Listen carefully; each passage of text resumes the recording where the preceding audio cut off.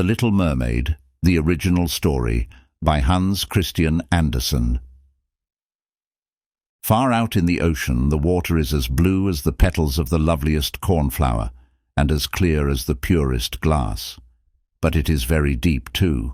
It goes down deeper than any anchor rope will go, and many steeples would have to be stacked one on top of another to reach from the bottom to the surface of the sea. It is down there that the sea folk live. Now don't suppose that there are only bare white sands at the bottom of the sea. No, indeed. The most marvelous trees and flowers grow down there, with such pliant stalks and leaves that the least stir in the water makes them move about as though they were alive. All sorts of fish, large and small, dart among the branches, just as birds flit through the trees up here. From the deepest spot in the ocean rises the palace of the Sea King. Its walls are made of coral and its high-pointed windows of the clearest amber, but the roof is made of mussel shells that open and shut with the tide. This is a wonderful sight to see, for every shell holds glistening pearls, any one of which would be the pride of a queen's crown. The Sea King down there had been a widower for years, and his old mother kept house for him. She was a clever woman, but very proud of her noble birth. Therefore she flaunted 12 oysters on her tail, while the other ladies of the court were only allowed to wear 6.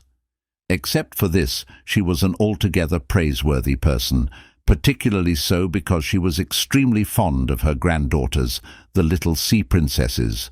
They were 6 lovely girls, but the youngest was the most beautiful of them all. Her skin was as soft and tender as a rose petal, and her eyes were as blue as the deep sea, but like all the others, she had no feet. Her body ended in a fishtail. The whole day long they used to play in the palace, down in the great halls, where live flowers grew on the walls. Whenever the high amber windows were thrown open, the fish would swim in, just as swallows dart into our rooms when we open the windows. But these fish now would swim right up to the little princesses to eat out of their hands and let themselves be petted. Outside the palace was a big garden, with flaming red and deep blue trees. Their fruit glittered like gold, and their blossoms flamed like fire on their constantly waving stalks. The soil was very fine sand indeed, but as blue as burning brimstone. A strange blue veil lay over everything down there. You would have thought yourself aloft in the air with only the blue sky above and beneath you, rather than down at the bottom of the sea. When there was a dead calm, you could just see the sun, like a scarlet flower with light streaming from its calyx. Each little princess had her own small garden plot, where she could dig and plant whatever she liked. One of them made her little flower bed in the shape of a whale. Another thought it neater to shape hers like a little mermaid, but the youngest of them made hers as round as the sun, and there she grew only flowers which were as red as the sun itself. She was an unusual child, quiet and wistful, and when her sisters decorated their gardens with all kinds of odd things they had found in sunken ships, she would allow nothing in hers except flowers as red as the sun and a pretty marble statue.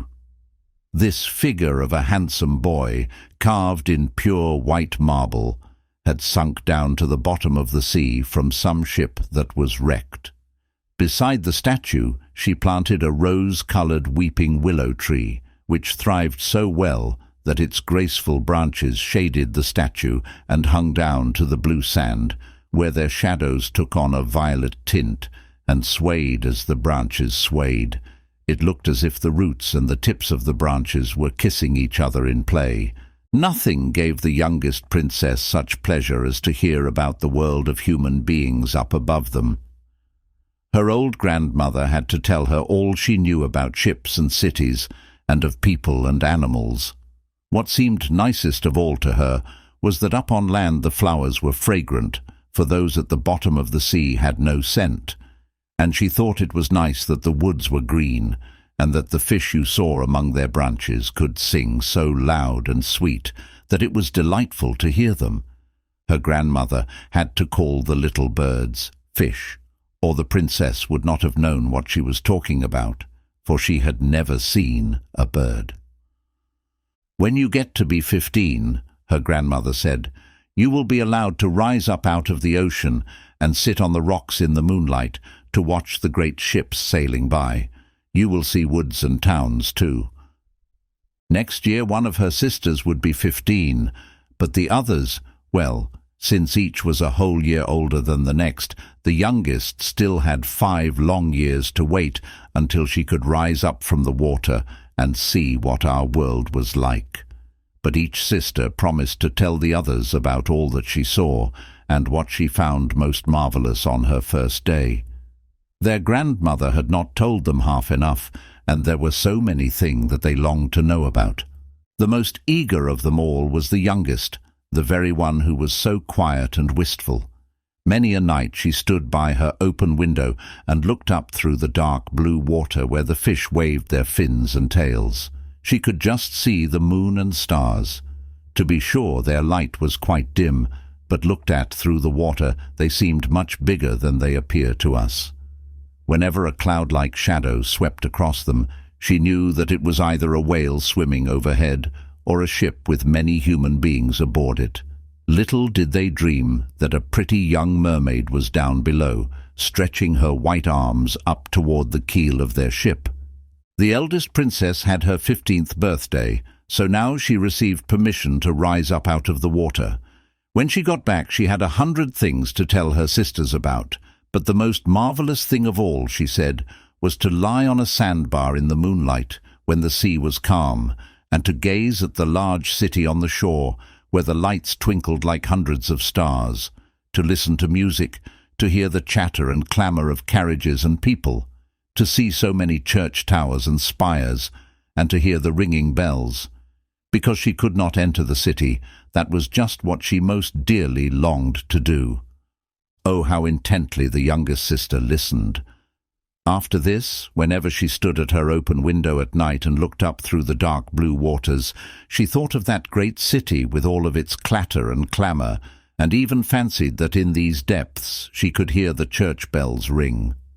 The next year, her second sister had permission to rise up to the surface and swim wherever she pleased. She came up just at sunset, and she said that this spectacle was the most marvellous sight she had ever seen. The heavens had a golden glow, and as for the clouds, she could not find words to describe their beauty. Splashed with red and tinted with violet, they sailed over her head. But much faster than the sailing clouds were wild swans in a flock. Like a long white veil trailing above the sea, they flew toward the setting sun. She too swam toward it, but down it went, and all the rose-coloured glow faded from the sea and sky. The following year, her third sister ascended, and as she was the boldest of them all, she swam up a broad river that flowed into the ocean. She saw gloriously green, vine-coloured hills. Palaces and manor-houses could be glimpsed through the splendid woods. She heard all the birds sing, and the sun shone so brightly that often she had to dive under the water to cool her burning face. In a small cove, she found a whole school of mortal children paddling about in the water quite naked. She wanted to play with them, but they took fright and ran away. Then along came a little black animal. It was a dog, but she had never seen a dog before. It barked at her so ferociously that she took fright herself and fled to the open sea. But never could she forget the splendid woods, the green hills, and the nice children who could swim in the water, although they didn't wear fishtails. The fourth sister was not so venturesome. She stayed far out among the rough waves, which she said was a marvellous place. You could see all around you for miles and miles, and the heavens up above you were like a vast dome of glass. She had seen ships, but they were so far away that they looked like seagulls.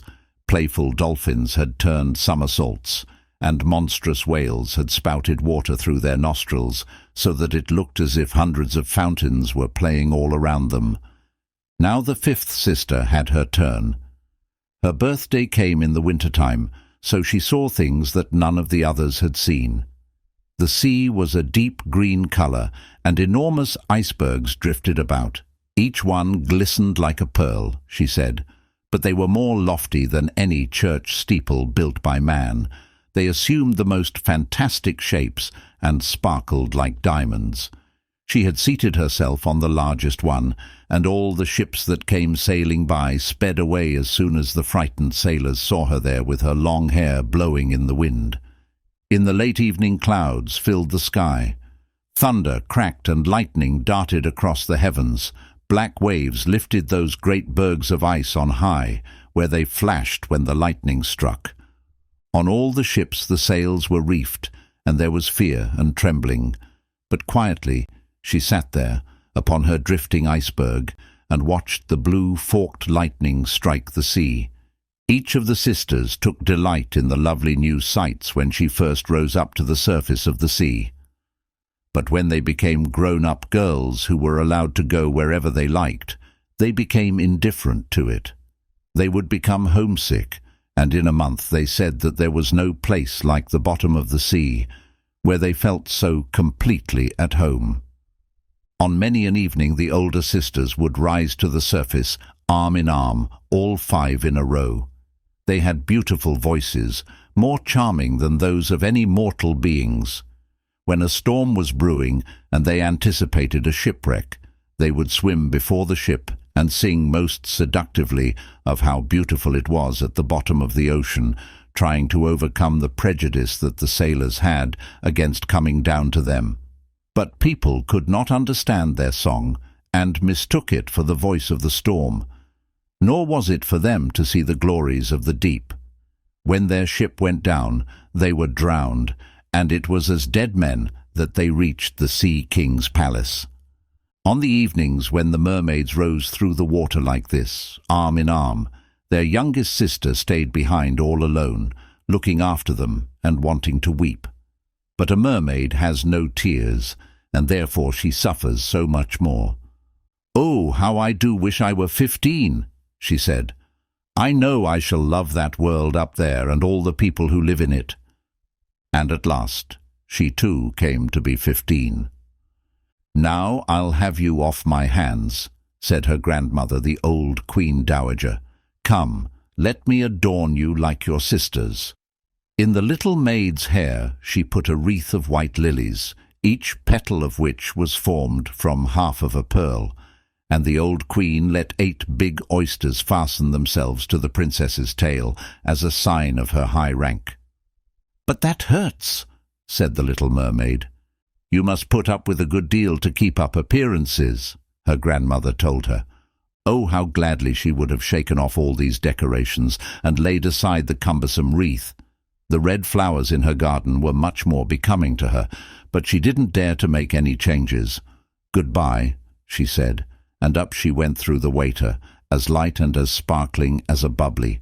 The sun had just gone down when her head rose above the surface, but the clouds still shone like gold and roses, and in the delicately tinted sky sparkled the clear gleam of the evening star.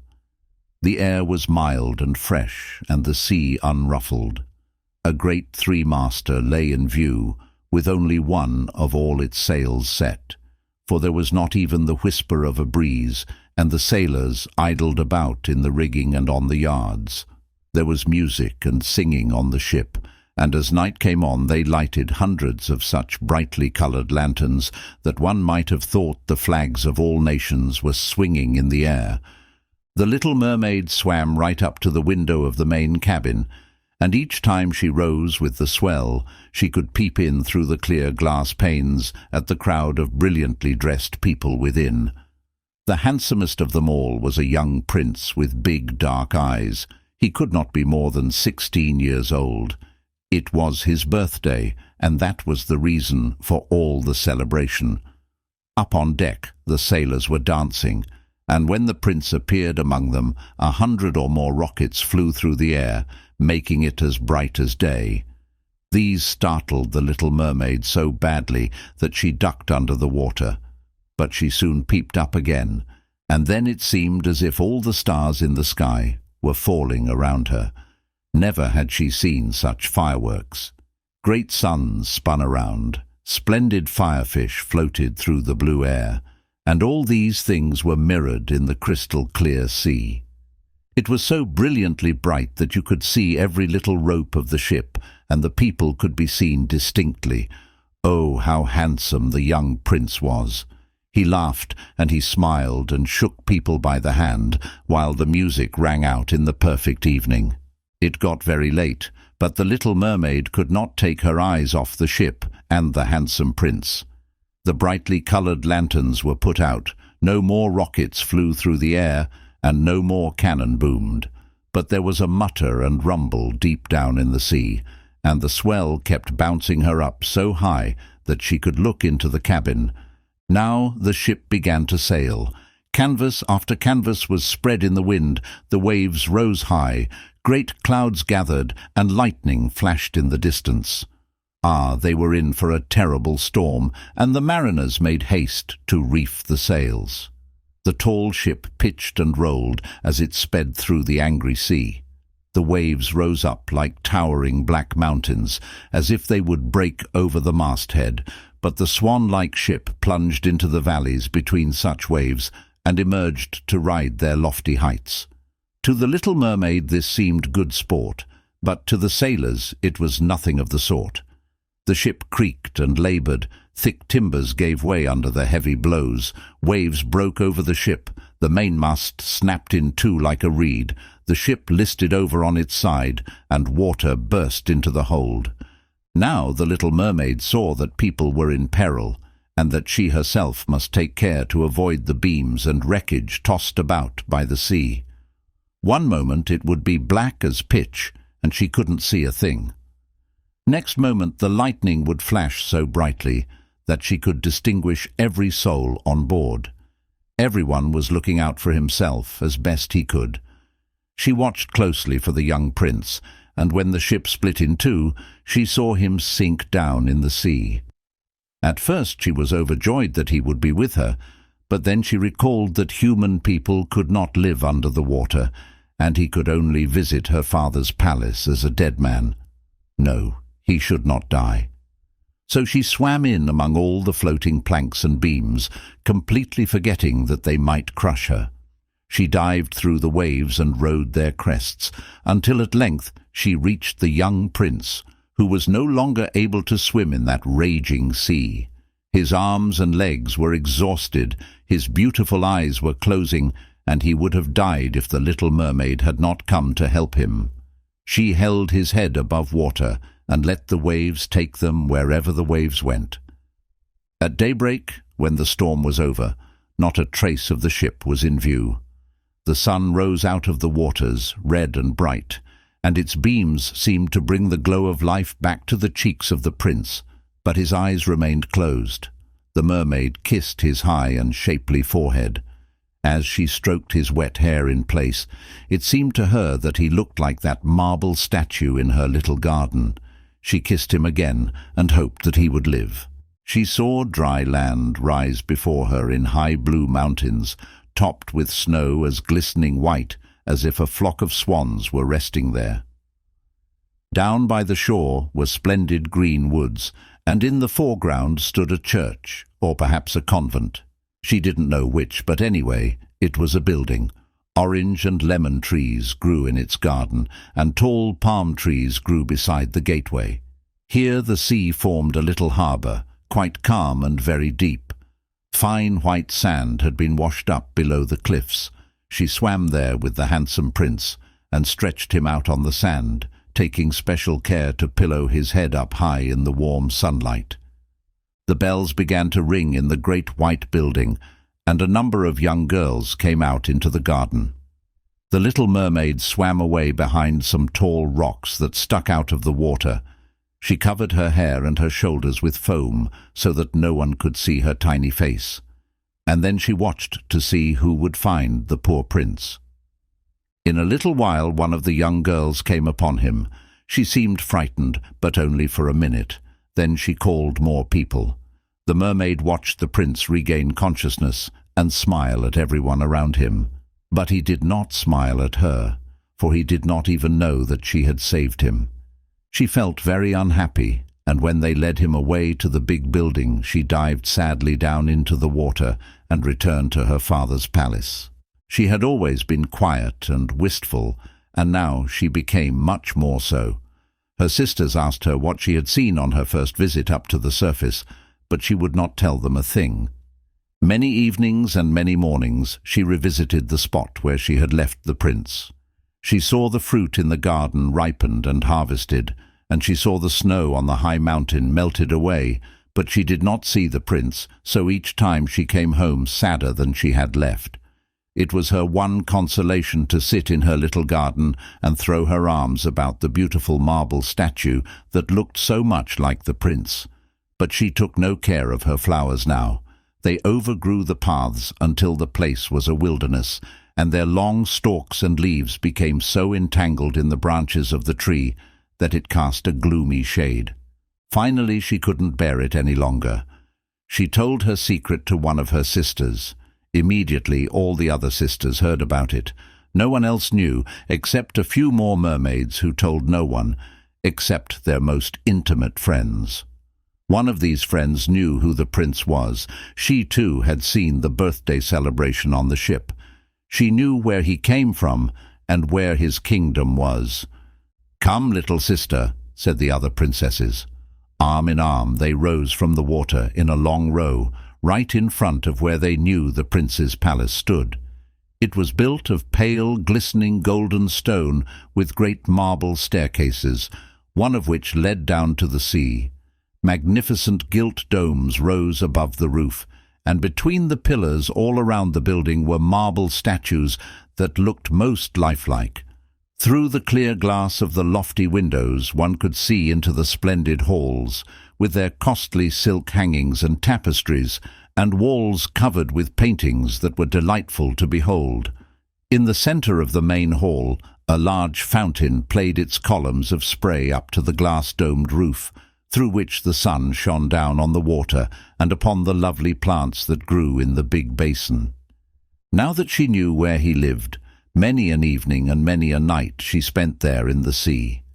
She swam much closer to shore than any of her sisters would dare venture, and she even went far up a narrow stream under the splendid marble balcony that cast its long shadow in the water. Here she used to sit and watch the young prince when he thought himself quite alone in the bright moonlight. On many evenings she saw him sail out in his fine boat with music playing and flags aflutter. She would peep out through the green rushes, and if the wind blew her long silver veil, anyone who saw it mistook it for a swan spreading its wings. On many nights she saw the fishermen come out to sea with their torches, and heard them tell about how kind the young prince was. This made her proud to think that it was she who had saved his life when he was buffeted about, half dead among the waves, and she thought of how softly his head had rested on her breast, and how tenderly she had kissed him, though he knew nothing of all this, nor could he even dream of it. Increasingly she grew to like human beings, and more she longed to live among them. Their world seemed so much wider than her own, for they could skim over the sea in ships and mount up into the lofty peaks high over the clouds, and their lands stretched out in woods and fields, farther than the eye could see. There was so much she wanted to know. Her sisters could not answer all her questions, so she asked her old grandmother who knew about the upper world, which was what she said was the right name for the countries above the sea. "If men aren't drowned," the little mermaid asked, "do they live on forever? Don't they die as we do down here in the sea?" "Yes," the old lady said, "they too must die, and their lifetimes are even shorter than ours. We can live to be 300 years old, but when we perish we turn into mere foam on the sea, and haven't even a grave down here among our dear ones. We have no immortal soul, no life hereafter. We are like the green seaweed. Once cut down, it never grows again. Human beings, on the contrary, have a soul which lives forever, long after their bodies have turned to clay. It rises through thin air, up to the shining stars. Just as we rise through the water to see the lands on earth, so men rise up to beautiful places unknown, which we shall never see. "Why weren't we given an immortal soul?" the little mermaid sadly asked. "I would gladly give up my 300 years if I could be a human being only for a day, and later share in that heavenly realm." "You must not think about that," said the old lady. "We fare much more happily and are much better off than the folk up there." "Then I must also die and float as foam upon the sea, not hearing the music of the waves, and seeing neither the beautiful flowers nor the red sun. Can't I do anything at all to win an immortal soul?" "No," her grandmother answered, "not unless a human being loved you so much that you meant more to him than his father and mother. If his every thought and his whole heart cleaved to you, so that he would let a priest join his right hand to yours, and would promise to be faithful here and throughout all eternity, then his soul would dwell in your body, and you would share in the happiness of mankind. He would give you a soul and yet keep his own. But that can never come to pass. The very thing that is your greatest beauty here in the sea, your fishtail, would be considered ugly on land. They have such poor taste that to be thought beautiful there you have to have two awkward props, which they call legs." The little mermaid sighed and looked unhappily at her fishtail. "Come, let us be gay," the old lady said. "Let us leap and bound throughout the 300 years that we have to live. Surely that is time and to spare, and afterwards we shall be glad enough to rest in our graves. We are holding a court ball this evening." This was a much more glorious affair than is ever to be seen on earth. The walls and the ceiling of the great ballroom were made of massive but transparent glass. Many hundreds of huge rose-red and grass-green shells stood on each side in rows, with the blue flames that burned in each shell illuminating the whole room and shining through the walls so clearly that it was quite bright in the sea outside. You could see the countless fish, great and small, swimming toward the glass walls. On some of them the scales gleamed purplish red, while others were silver and gold. Across the floor of the hall ran a wide stream of water, and upon this the mermaids and mermen danced to their own entrancing songs. Such beautiful voices are not to be heard among the people who live on land. The little mermaid sang more sweetly than anyone else, and everyone applauded her. For a moment her heart was happy, because she knew she had the loveliest voice of all, in the sea or on the land. But her thoughts soon strayed to the world up above. She could not forget the charming prince, nor her sorrow that she did not have an immortal soul like his. Therefore she stole out of her father's palace, and while everything there was song and gladness, she sat sadly in her own little garden. Then she heard a bugle call through the water, and she thought, "That must mean he is sailing up there, he whom I love more than my father or mother, he of whom I am always thinking, and in whose hands I would so willingly trust my lifelong happiness. I dare do anything to win him and to gain an immortal soul. While my sisters are dancing here in my father's palace, I shall visit the sea witch of whom I have always been so afraid. Perhaps she will be able to advise me and help me." The little mermaid set out from her garden toward the whirlpools that raged in front of the witch's dwelling. She had never gone that way before. No flowers grew there, nor any seaweed. Bare and grey, the sands extended to the whirlpools, where like roaring mill-wheels the waters whirled and snatched everything within their reach down to the bottom of the sea. Between these tumultuous whirlpools she had to thread her way to reach the witch's waters, and then for a long stretch the only trail lay through a hot, seething mire, which the witch called her peat marsh. Beyond it, her house lay in the middle of a weird forest, where all the trees and shrubs were polyps, half animal and half plant. They looked like 100-headed snakes growing out of the soil, All their branches were long, slimy arms, with fingers like wriggling worms. They squirmed, joint by joint, from their roots to their outermost tentacles, and whatever they could lay hold of, they twined around and never let go. The little mermaid was terrified and stopped at the edge of the forest. Her heart thumped with fear, and she nearly turned back. But then she remembered the prince and the souls that men have, and she summoned her courage. She bound her long flowing locks closely about her head so that the polyps could not catch hold of them, folded her arms across her breast, and darted through the water like a fish in among the slimy polyps that stretched out their writhing arms and fingers to seize her. She saw that every one of them held something that it had caught with its hundreds of little tentacles, and to which it clung as with strong hoops of steel. The white bones of men who had perished at sea and sunk to these depths could be seen in the polyps' arms, ships' rudders and seamen's chests, and the skeletons of land animals had also fallen into their clutches, but the most ghastly sight of all was a little mermaid whom they had caught and strangled.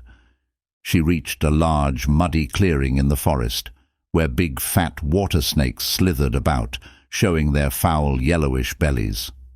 In the middle of this clearing was a house built of the bones of shipwrecked men, and there sat the sea witch, letting a toad eat out of her mouth, just as we might feed sugar to a little canary bird.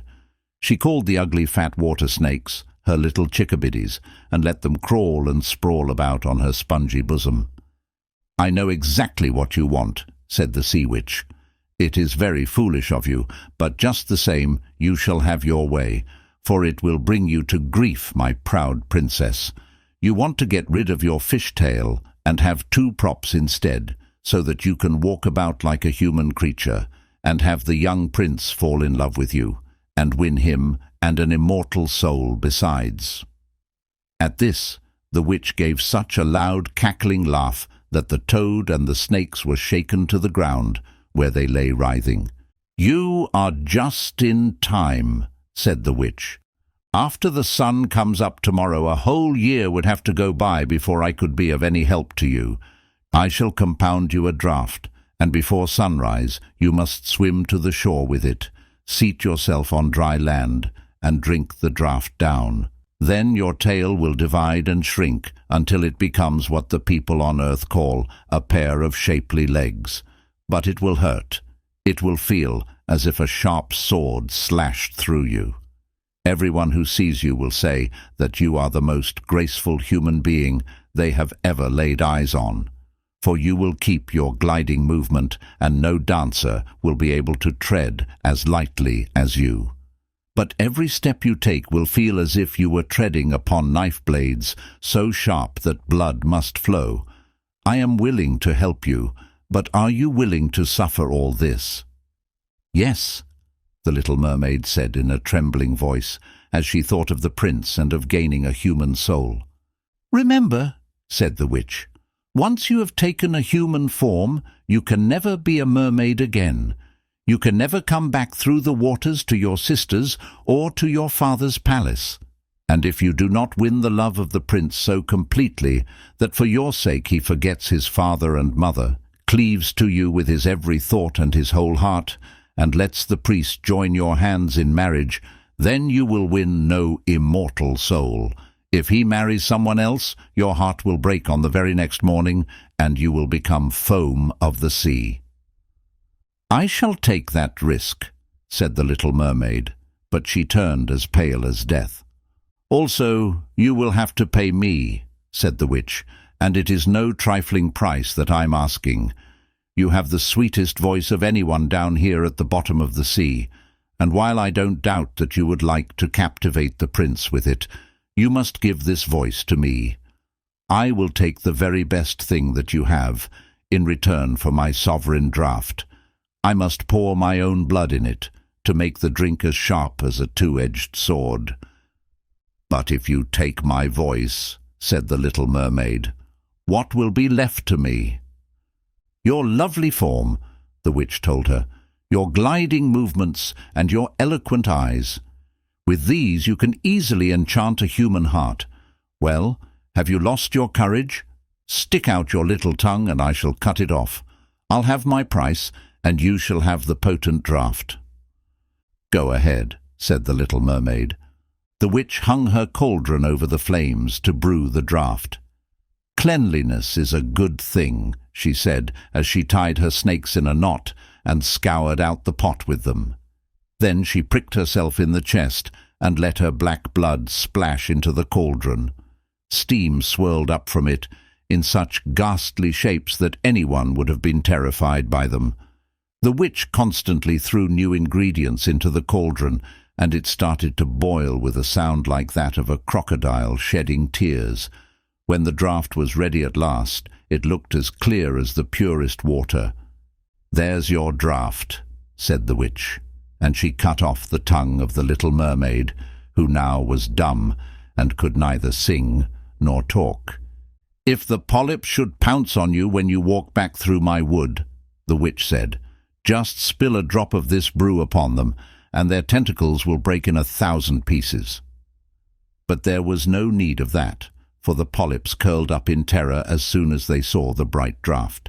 It glittered in the little mermaid's hand as if it were a shining star. So she soon traversed the forest, the marsh, and the place of raging whirlpools.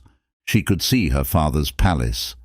The lights had been snuffed out in the great ballroom, and doubtless everyone in the palace was asleep, but she dared not go near them, now that she was stricken dumb and was leaving her home forever. Her heart felt as if it would break with grief. She tiptoed into the garden, took one flower from each of her sister's little plots, blew 1,000 kisses toward the palace, and then mounted up through the dark blue sea. The sun had not yet risen when she saw the prince's palace. As she climbed his splendid marble staircase, the moon was shining clear. The little mermaid swallowed the bitter, fiery draught, and it was as if a two-edged sword struck through her frail body. She swooned away and lay there as if she were dead. When the sun rose over the sea, she awoke and felt a flash of pain, but directly in front of her stood the handsome young prince, gazing at her with his coal black eyes. Lowering her gaze, she saw that her fishtail was gone, and that she had the loveliest pair of white legs any young maid could hope to have. But she was naked, so she clothed herself in her own long hair. The prince asked who she was, and how she came to be there. Her deep blue eyes looked at him tenderly but very sadly, for she could not speak. Then he took her hand and led her into his palace. Every footstep felt as if she were walking on the blades and points of sharp knives, just as the witch had foretold, but she gladly endured it. She moved as lightly as a bubble as she walked beside the prince. He and all who saw her marveled at the grace of her gliding walk. Once clad in the rich silk and muslin garments that were provided for her, she was the loveliest person in all the palace, though she was dumb and could neither sing nor speak. Beautiful slaves, attired in silk and cloth of gold, came to sing before the prince and his royal parents. One of them sang more sweetly than all the others, and when the prince smiled at her and clapped his hands, the little mermaid felt very unhappy, for she knew that she herself used to sing much more sweetly. "Oh," she thought, "if he only knew that I parted with my voice forever so that I could be near him." Graceful slaves now began to dance to the most wonderful music. Then the little mermaid lifted her shapely white arms, rose up on the tips of her toes, and skimmed over the floor. No one had ever danced so well. Each movement set off her beauty to better and better advantage, and her eyes spoke more directly to the heart than any of the singing slaves could do. She charmed everyone, and especially the prince, who called her his dear little foundling. She danced time and again, though every time she touched the floor she felt as if she were treading on sharp-edged steel. The prince said he would keep her with him always, and that she was to have a velvet pillow to sleep on outside his door. He had a page's suit made for her, so that she could go with him on horseback. They would ride through the sweet, scented woods, where the green boughs brushed her shoulders, and where the little birds sang among the fluttering leaves. She climbed up high mountains with the prince, and though her tender feet bled so that all could see it, she only laughed and followed him on until they could see the clouds driving far below, like a flock of birds in flight to distant lands. At home in the prince's palace, while the others slept at night, she would go down the broad marble steps to cool her burning feet in the cold sea water, and then she would recall those who lived beneath the sea. One night her sisters came by, arm in arm, singing sadly as they breasted the waves. When she held out her hands toward them, they knew who she was and told her how unhappy she had made them all. They came to see her every night after that, and once far, far out to sea, she saw her old grandmother, who had not been up to the surface this many a year. With her was the Sea King, with his crown upon his head. They stretched out their hands to her, but they did not venture so near the land as her sisters had. Day after day she became more dear to the prince, who loved her as one would love a good little child, but he never thought of making her his queen. Yet she had to be his wife, or she would never have an immortal soul, and on the morning after his wedding she would turn into foam on the waves. "Don't you love me best of all?" The little mermaid's eyes seemed to question him when he took her in his arms and kissed her lovely forehead. "Yes, you are most dear to me," said the prince, "for you have the kindest heart. You love me more than anyone else does, and you look so much like a young girl I once saw, but never shall find again. I was on a ship that was wrecked, and the waves cast me ashore near a holy temple, where many young girls performed the rituals. The youngest of them found me beside the sea and saved my life. Though I saw her no more than twice, she is the only person in all the world whom I could love. But you are so much like her that you almost replace the memory of her in my heart. She belongs to that holy temple, therefore it is my good fortune that I have you. We shall never part." "Alas, he doesn't know it was I who saved his life," the little mermaid thought. "I carried him over the sea to the garden where the temple stands. I hid behind the foam and watched to see if anyone would come. I saw the pretty maid he loves better than me." A sigh was the only sign of her deep distress, for a mermaid cannot cry. He says that the other maid belongs to the holy temple. She will never come out into the world, so they will never see each other again. It is I who will care for him, love him, and give all my life to him. Now rumors arose that the prince was to wed the beautiful daughter of a neighboring king, and that it was for this reason he was having such a superb ship made ready to sail. The rumor ran that the prince's real interest in visiting the neighboring kingdom was to see the king's daughter, and that he was to travel with a lordly retinue. The little mermaid shook her head and smiled, for she knew the prince's thoughts far better than anyone else did. "I am forced to make this journey," he told her. "I must visit the beautiful princess, for this is my parents' wish, but they would not have me bring her home as my bride against my own will, and I can never love her. She does not resemble the lovely maiden in the temple, as you do, and if I were to choose a bride, I would sooner choose you, my dear mute foundling with those telling eyes of yours." And he kissed her on the mouth, fingered her long hair, and laid his head against her heart, so that she came to dream of mortal happiness and an immortal soul. "I trust you aren't afraid of the sea, my silent child," he said, as they went on board the magnificent vessel that was to carry them to the land of the neighboring king, and he told her stories of storms, of ships becalmed, of strange deep-sea fish, and of the wonders that divers have seen. She smiled at such stories, for no one knew about the bottom of the sea as well as she did. In the clear moonlight, when everyone except the man at the helm was asleep, she sat on the side of the ship, gazing down through the transparent water, and fancied she could catch glimpses of her father's palace. On the topmost tower, stood her old grandmother, wearing her silver crown and looking up at the keel of the ship through the rushing waves. Then her sisters rose to the surface, looked at her sadly, and wrung their white hands. She smiled and waved, trying to let them know that all went well and that she was happy. But along came the cabin boy, and her sisters dived out of sight so quickly that the boy supposed the flash of white he had seen was merely foam on the sea. Next morning the ship came into the harbour of the neighbouring king's glorious city.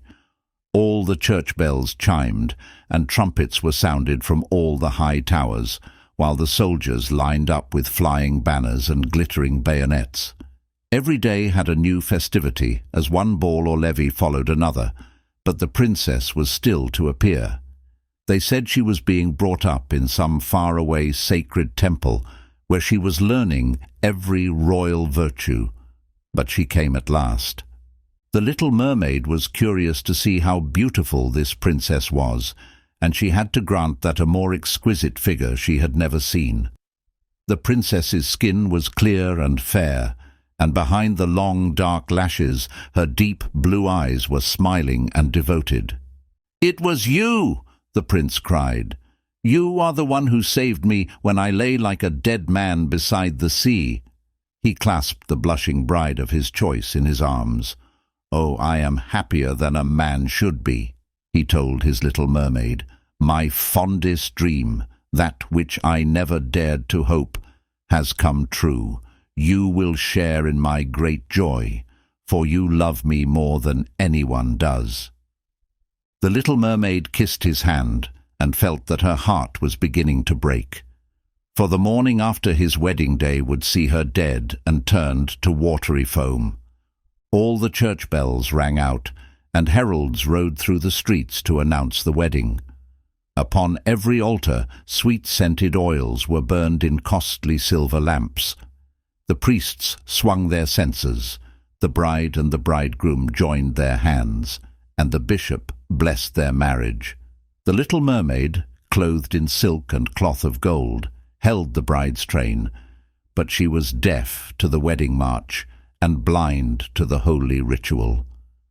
Her thought turned on her last night upon earth, and on all she had lost in this world. That same evening, the bride and bridegroom went aboard the ship. Cannon thundered and banners waved. On the deck of the ship, a royal pavilion of purple and gold was set up, and furnished with luxurious cushions. Here the wedded couple were to sleep on that calm, clear night. The sails swelled in the breeze, and the ship glided so lightly that it scarcely seemed to move over the quiet sea. All nightfall brightly coloured lanterns were lighted, and the mariners merrily danced on the deck.